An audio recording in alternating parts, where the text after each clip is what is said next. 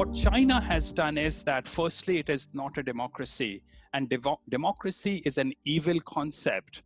Democracy allows the lowest 51% of the population to decide who rules your society.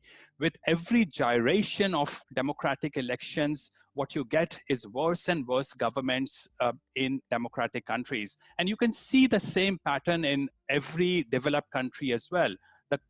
The quality of leadership in the West has continued to deteriorate over the last 100, 200 years. Now, China is not a democracy. And in fact, none of the East Asian countries are full democracies, which actually make them extremely good, stable, and safe countries, and extremely productive. If people feel that they're living in a democracy, that they feel safer. But the reality is they're all guided and controlled. No, this is actually not true. I am in China quite often, and I feel much more safe in China than I am in India. There is much better rule of law in China than there is in India. It's a myth that democratic countries make people feel safer. Look at about 50, 55 countries in Africa. They have all been democratic at some point of time, most of them. But how many of us dare to go to Africa by ourselves? Now, I have been to many of those countries by myself. I've traveled around in Congo and Zimbabwe.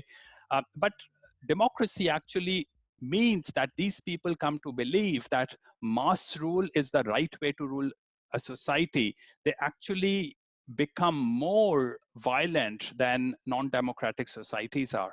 Right. Now, I've worked in 25 countries in Africa as well. I've traveled extensively, and so you know what I'm talking about, Matthew. I do know what you're talking about to some degree. I think some fantastic people, fantastic countries, and there's some individuals who perhaps make it difficult for others. And I think the geopolitics of the region in terms of resources is a discussion maybe for another day. So, as an economist, what are you advocating here in terms of the best way for these third world countries, as you are positioning them, to get out of this market? India, obviously, I think you've got your own very strong views, but what about the rest? There is no way out for the third world countries. There's nothing you can do about them anymore. The very best you can do for them is to have Europeans return back to these third world Which countries isn't going to happen. and rule this country. That's This isn't going to happen. And even if it happens over the next 10, 15 years, it will be far too late by then. They continue to make shoes and clothes, and what is their role in society? There isn't really much, because after artificial intelligence and robotics, my guess is that 98% of Indians have no economic value. And remember, when people are capable of only subsistence farming and the population keeps increasing, you have a smaller piece of land to farm on, which means that with increasing population and increasing technology, the situation of this bottom 90% of people actually might be getting worse rather than better. There is no way out for them. All I can say is that people who are conscious, people who have created wealth in these countries, should be looking at the possibility of protecting themselves by investing or moving part of that wealth outside these third world countries, which is the reason why a lot of these people like to buy British pounds, euro, or the United States dollar, and of course gold. That is why gold is so popular in the Middle East and in the Indian subcontinent, because these people don't trust anyone. They don't even trust their own families and friends. These people individually go within their house somewhere, dig a hole and hide their gold, and don't even tell their own family members. This is how low trusting these societies are. It sounds like a dystopian future. The dystopian future has always been there, Matthew, actually. I mean, because you lived in Africa, you probably understand that a person in Uganda, if he wants to open a shop, he actually does not open his shop in the same town or in the same village. He actually prefers to go to Congo or actually some other big city where he can disappear. And that's when he opens the shop, because if he opens the shop in his own village, his friends and family will steal everything away. One country we didn't kind of cover off there was USA. Your views of what's going. We touched upon Trump slightly. What's your view in terms of them as an economic powerhouse moving forward? Matthew, as it stands today, US is the best country on the planet. I spend a lot of my time in the US. I absolutely love that country. And I know a lot of Europeans don't have a positive view of America, but it's a great place with some very good people. But here is the problem with America. There's a huge polarization in America. America has increasingly become non-European with time. In what way has it become non-European? Ethnically non-European. And there is a very, very strong correlation between liberty, individuality, economic growth, and civilization, and their correlation with ethnically European people and ethnically East Asian people. Now, with time, America has reached a situation where 50% of American millennials are now of non-European origin. These people predominantly vote for the left. Now, I'm talking about well-established statistical work done on how people vote, how different ethnicities vote. And depending on which ethnicity is Hispanics, Blacks, Asians, they might vote for the Democratic Party between 70 to 90%. So with time, American politics is becoming increasingly leftist. Now, if Trump were to stand for election today on a like-to-like basis that he stood in 2016 at, he is very likely to lose. Now, of course, the right-wing people are probably going to go in increased number to vote for Trump in 2020 to probably help him win. But at best, there are 6 years left for America before it takes a very hard turn left. America will become an extremely leftist country. The House of Congress is already in the hands of some increasingly very leftist people. And these are not just simple Swedish kind of socialist people. These are crazy communists, really.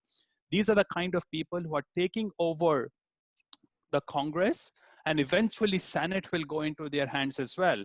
And my guess is that after 6 years, there is no hope for a person like Trump to become the president of America again, which means that America, in my view, will be the first Western country to fall off the cliff. The changes will start happening in America very rapidly. But there will be a huge problem in the world as a result of a reduction in American dominance.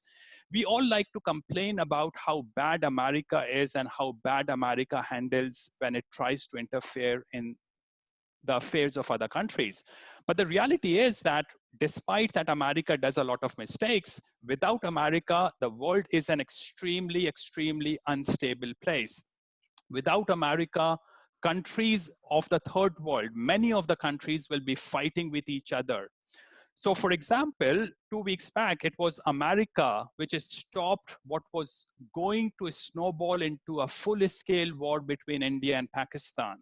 America is needed, but after 6 years, if America, and I think it will, lose its leadership position, it will no longer in a position to bring the world into stability.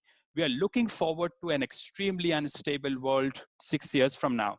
Okay, but if you're suggesting then that Democrats are not capable of having international dialogue as effectively as, say, a Republican government, yeah? Is that what you're saying? Well, partly, but also they will destroy the American economy. They will destroy the American economy, and these are communist people. So they will also have very irrational responses to situations around the world. So they would like to actually encourage people like Hugo Chavez kind of people, or Maduro of Venezuela, or they would like to support people in Cuba. So they will have a completely different focus on how the world should, where the direction that the world should take. Was that the case when Obama was in power? Right, but listen, the thing is that Democratic Party is itself becoming extremely leftist with time. You now have people like Alexandria Ocasio-Cortez who are becoming, now I don't think she will stay in positions of leadership for too long because she's too young and too incompetent in my view, but she will pave way for worse people to become communist leaders in the United States. Now, you can't really compare Clinton, Obama, or uh, uh, Hillary Clinton with what is going to come and emerge in the Democratic Party, because what is coming next is ultra left, not the moderate left that used to be the case so far. But do you feel that Trump, I mean, some people accuse Trump of polarizing politics by giving voice to white nationalists and allowing people to say what they dare not say previously. So do you think to some degree the Republican Party is guilty here or not? Well, people have to be able to speak what they want. They should be able to speak. There is a lot that we are no longer able to speak, particularly if you're a white man. And this is disgusting. This is repulsive. People should be able to speak openly about issues. And if they can't defend themselves, then we should be talking about how bad their ideas are. But we should allow people to speak openly. Political correctness is nothing else than what Muslims believe when it comes to their holy book, that you can't challenge anything that's in the book. Similarly, in political correctness, you can't talk about many aspects of today's world today. Okay, and so if I look at obviously we're touching on religion here, which is always an inflammatory topic, certainly even in the States. If, and I guess India is a fairly tolerant society, has many religions. China, not so much. I mean, do you see any kind of commonalities to the way that religions influence the economics of societies or countries? Well, I think yes and no. Religions can indoctrinate people, but those people should have an underlying culture which allows them to be indoctrinated. The problem with the third world today is, and except for China, that they are extremely irrational and superstitious. You can change their religion. You can change their religion from Islam to Christianity, and it does not really change much, as you might have experienced in Africa. In Africa, the brutality, savagery, and barbarism does not necessarily improve as you move from Muslim areas to Christian areas. That said, Islam does make a society more ossified and more rigid and more indoctrinated. But it's not really the problem of religion as much as it's a problem of the underlying culture, which is a huge amount of tribalism, superstitions and irrationalities of these people. And what European missionaries tried to achieve was to bring in the concept of reason among these people, which they were successful only in a very minor way. It takes a very long time to change a culture. And does any of this matter anyway, given your view that these third world countries are doomed anyway? Is this just window dressing? Yeah, I mean, it doesn't really matter in a way for the third world countries, but it does matter in the sense that the West has something very precious. The Western society found a jewel of reason and liberty and the rule of law. And people who have grown up in the Western society consider that to be a given. it is not a given. Once you have got rid of it, it will take you a very, very long time to bring that back again. So the only thing that I want to say is that people should try to understand it and protect the Western civilization, which a lot of Western people are actually trying to destroy with time. So, but it's an interesting point there. You know, third world doomed. Western society, unless it wakes up and remembers how it got there, doomed. And you know, how much blame do you put on you know, people getting fat and lazy here? You know, you're successful for a long period of time and you forget, you know, the lessons of yesteryear. Absolutely. I think the problem with technology and comforts is that your life starts to become very predictable. Now, remember, before I started talking with you, I actually went to a shop to buy a proper UPS system to make sure if I lost electricity, I could continue talking with you. So these are the things I have to plan when I'm in India, which things that people in the Western countries don't really have to worry about. But the reality is that the nature is very unpredictable, and we should somehow train people to think about the unpredictabilities of the universe. But also, apart from the fact that the Western people have become fat and lazy, which is indeed true, what they have done is that they have allowed far too many people from non-Western countries to move into the West. And these people who move into the West vote for leftist values, which means that the whole of the Western society is becoming rapidly leftist, particularly the US. And as I said, I think it will become a very leftist society in 6 years' time. So here are the winners. East Asia. East Asia is the winner. Singapore, Hong Kong, South Korea, Taiwan, China, Japan. Japan is the best country on the planet in my view.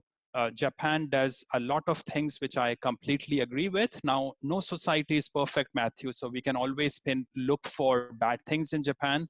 But East Asia, and I live in East Asia, they are among the best societies. I enjoy being there. I feel safe. The government does not interfere in my life much, and I'm happy living in East Asia.